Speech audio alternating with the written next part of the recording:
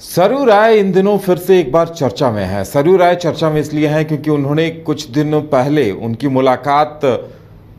मुख्यमंत्री हेमंत सोरेन और उनकी पत्नी कल्पना सोरेन से हुई थी। अब नीतीश कुमार से उनकी मुलाकात हुई है। झारखंड विधानसभा के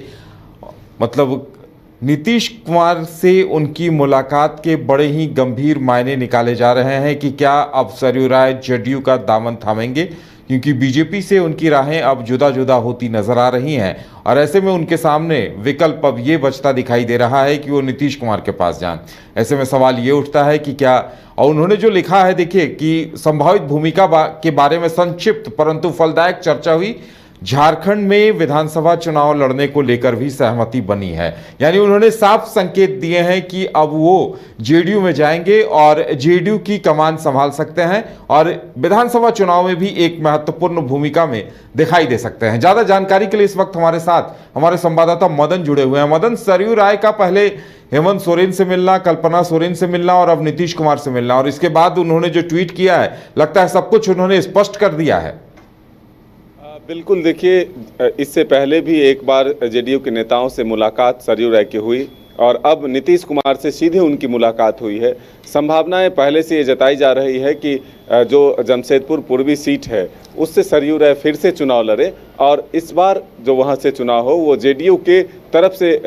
उम्मीदवार के तौर पर सरयू राय हो। एक तरह से आप इसे समझने की कोशिश करें तो सीधे एंट्री बीजेपी में सरयू राय की ना होकर जेडीयू के माध्यम से एंट्री हो सकती है। दरअसल आप देख रहे हैं कि बिहार और केंद्र में जो नीतीश कुमार का गठबंधन बीजेपी के साथ है, तो ऐसे में राहें जुदा जो है वो झारखंड में नहीं होगी या फिर अलग अलग राहें होकर एक दूसरे को नुकसान नहीं पहुंचाएंगे। तो अब संभावना ये जरूर जताई जा रही है और जिस तरह से सरयू राय ने अब ट्वीट करके ये जानकारी दिया है, जो मैसेज उन्होंने दिया है, इससे जरूर यह संकेत मिल रहे हैं कि आगामी चुनाव में जेडीयू के साथ सरयू राय होंगे और इस तरह से अगर आप देखें तो सीधे तौर पर बीजेपी का साथ न होकर जेडीयू के माध्यम से सरयू राय की एंट्री हो सकती है। तो एक तरह से संभावनाएं जो है अभी से तलाशने की कोशिश शुरू हो चुकी है। एक तरह से कहें तो पिच तैयार होने लगा है और सीधे अब बैटिंग के लिए सरयू राय सामने आ सकते हैं।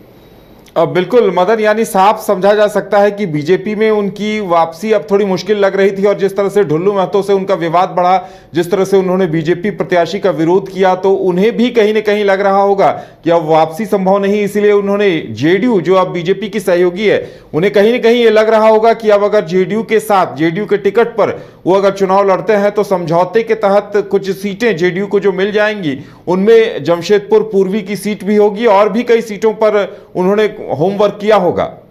देखिए, सबसे महत्वपूर्ण ये है कि जो सरयू राय ने एक तरह से रघुवर दास और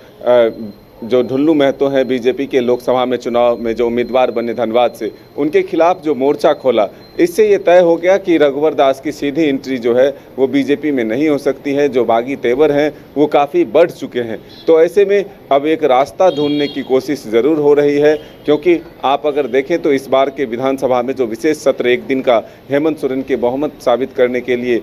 हुआ था, उसमें भी प्रदीप यादव ने सरयू राय का नाम लेते हुए कहा कि देश का पहला ऐसा राज्य होगा जहां सरकार में रहते हुए जो मंत्री थे वो अपने ही मंत्री और मुख्यमंत्री के खिलाफ जो है वो मामला दर्ज कराते हैं, उनके खिलाफ किताब लिखते हैं। तो अब ये जरूर कह सकते हैं कि इस तरह से अब सरयू राय की जो एक एंट्री है वो जेडीयू के माध्यम से हो सकती है और समीकरण जो है चुनाव में एक तैयार करने की कोशिश होगी कि सरयू राय सीधे तो नहीं लेकिन जेडीयू के माध्यम से बीजेपी के साथ खड़े हो गए तो जो पिछला 2019 चुनाव में विधानसभा में सरयू राय के अलग होने से नुकसान का सामना करना पड़ा था, उसकी भरपाई हो सकती है। बिल्कुल, और इससे एक नए समीकरण भी सामने आ सकते हैं। देखने वाली बात यह होगी कि इस मसले पर आगे क्या कुछ होता है।